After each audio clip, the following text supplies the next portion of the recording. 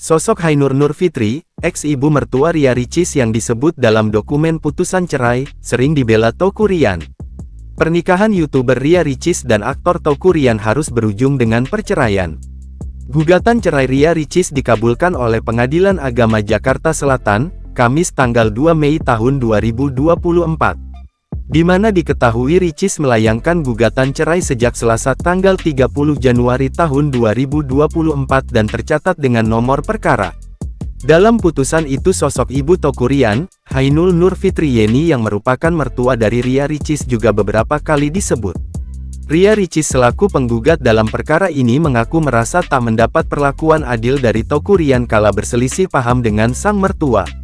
Penggugat merasa tergugat tidak netral atau berimbang dalam bersikap sebagai suami terhadap penggugat dan sebagai anak terhadap ibu tergugat, bunyi poin duduk perkara dalam dokumen putusan tersebut. Terungkap pula Ricis merasa tersinggung dengan sejumlah ucapan ibu mertua kala berinteraksi di rumahnya. Ricis sempat ditegur oleh ibu Teuku Ryan karena membuatkan anaknya minuman dingin untuk berbuka puasa.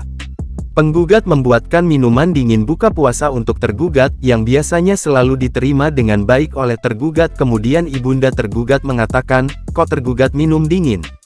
Biasanya gak minum dingin." Ucapan tersebut membuat penggugat kaget, yang saat itu mungkin saja terlihat berlebihan akan tetapi karena kondisi penggugat yang sedang hamil muda sehingga penggugat merasa tidak nyaman secara batin, bunyi poin duduk perkara. Selain itu, terungkap pula Ria Ricis sempat ditegur oleh sang ibu mertua karena tetap bekerja keluar rumah di bulan Ramadan. Saat dibahas empat mata terkait hal itu, Teuku Ryan rupanya tetap ngotot membela sang ibu dan menilai orang tua tidak boleh disalahkan. Masih dalam dokumen yang sama, terungkap pula Ria Ricis merasa tak mendapat kasih sayang dari Teuku Ryan sejak mengandung buah cinta mereka.